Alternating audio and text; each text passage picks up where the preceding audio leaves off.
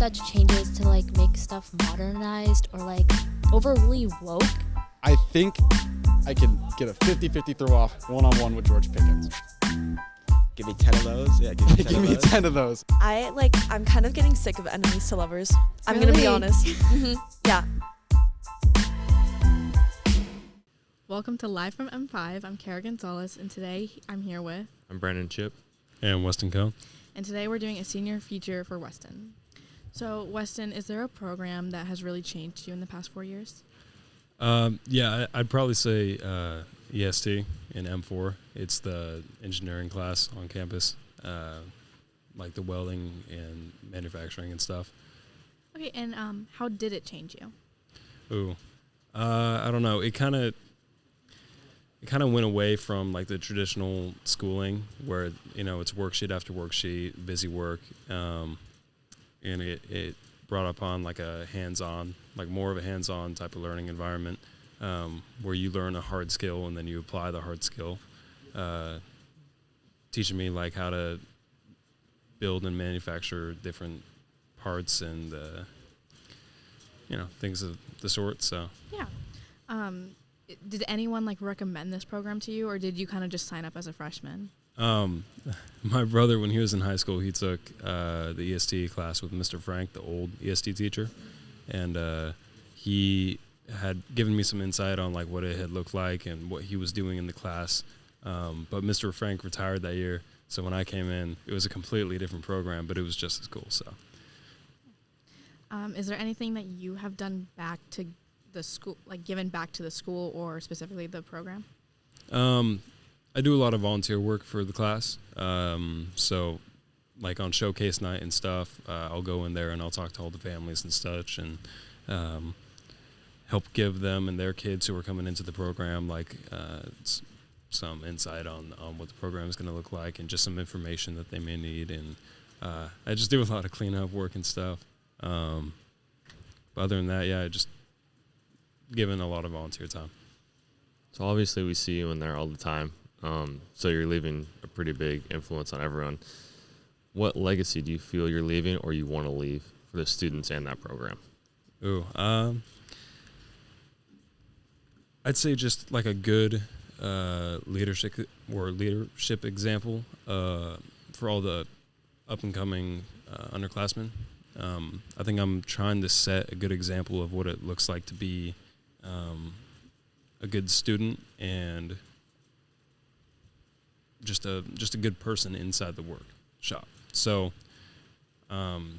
trying to create good habits and like cleaning up after yourself, setting up the machines the right way, taking care of materials and stuff. So I'm just trying to set like a good example, be a good role model, and trying to paint a picture for what other people should do in the class as well. Do you feel that they're kind of catching on to that example and following in your footsteps, or could it use some work? It's like 50-50. I mean, some of them laugh at me and some of them actually listen to me and take the time out of their day to learn more. And of course I'm learning as well. You know, I haven't, reached my fullest potential in the class. So I'm learning just as much as they are. But hopefully I'm setting a good enough example to where they make good decisions and, just are a good person within the shop. So, Despite, not reaching your full potential and still learning every single day, what has been your biggest accomplishment in the class? Ooh. I'm not entirely sure. I mean, I think everything that I've done in there has been equally important, even if it's just like learning how to use a machine and building a table or something. I think everything in between those lines have had the same impact on me all the way through. Even just going through the safety for the first 7 weeks of ESC1, it's like all that stuff just had the same lasting effect. It's all super important. It's all going to have a lasting effect on me and everybody else that takes the class. So, Now, you said that there was building a table. Did you actually build a table? Yeah, I got bored, so I was looking for a project, And I had built a just a little coffee table, but the base of it was like a pretty cool design. I don't know how to explain it.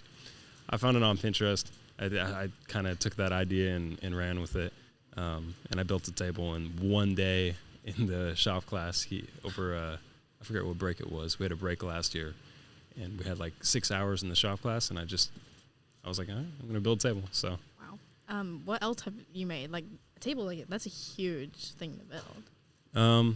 I just got done building a bumper for my truck, which was pretty cool. That took a lot of time. So the bumper, the table, and just a bunch of miscellaneous random things. I've built parts for my my buddy's jet ski. Like he needed a tool for that and stuff, and just a whole bunch of random miscellaneous things. So You made the roses like last year, 2 years ago, right? I Those are pretty did, cool. yeah. Thank you. You reminded me of that. So I also made these. It's kind of like an artistic thing. I don't know. I make these metal flowers. So I make all sorts. I make roses, tulips, daffodils, and stuff like that. And I would take those and I would give them to people as presents, either for like Valentine's Day, which we just had, or Christmas, or birthdays and such. So that was another thing that I did there for a little bit. And I was also going back to what you were saying about teaching other kids. A lot of people had found that on my Instagram and stuff, and they had come to me wanting to make them as gifts for their family. I just helped a young man not too long ago for a gift for his mom. So it was, things like that. I remember when I first saw them on Instagram, I was speechless. Like those were just incredible. Like I've never seen anything else like that. Thank you. Are there any regrets you've made along the way?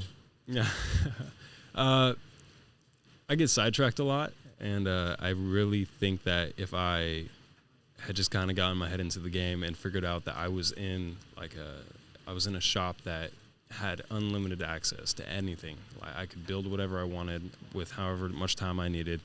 I really think that I would have done more and learned more, whether it's the CNC machines or the welding machines or any of the stuff in there. I would have taken the time to actually fully grasp what I could in the time being, which was my 4 years here at high school. When do you feel you've kind of became such this big influence in that class? Like obviously you formed a really good relationship with Mr. Houston. Did that happen over time, or was that kind of a sudden thing? So Mr. Houston's first year teaching was my first year of high school. So freshman year, he was his first year teaching, and it was my first year in the shop class.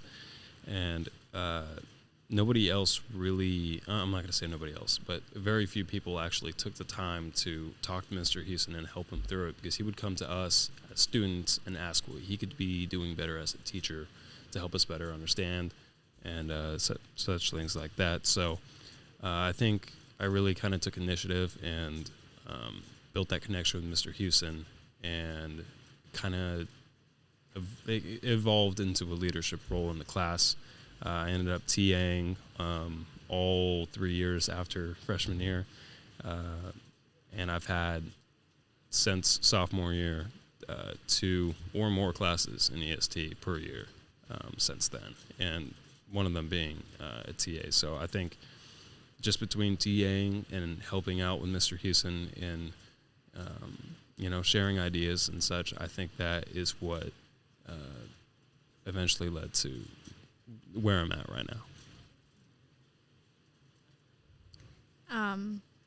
You talked about your brother, kind of giving you insight about the program. Is he the one that inspired you to give back to the program, or did you kind of just take it up on yourself?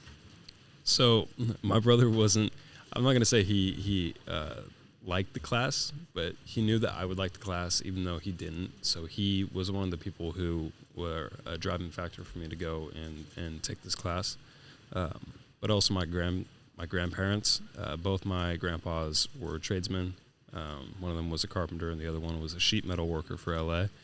And my whole life they've been telling me, like, college is great, but but you don't need to go that route if you don't want to. You can always, take a step back and look at the trades and, like your welding or your mechanics or your plumbers, electricians and such things like that. So I think they were also a very big inspiration. They heard that I had this class that I was taking where I was welding and machining and stuff like that, and they were like, go for it, take that step and treat it well, because it's a very fortunate thing that we have in there.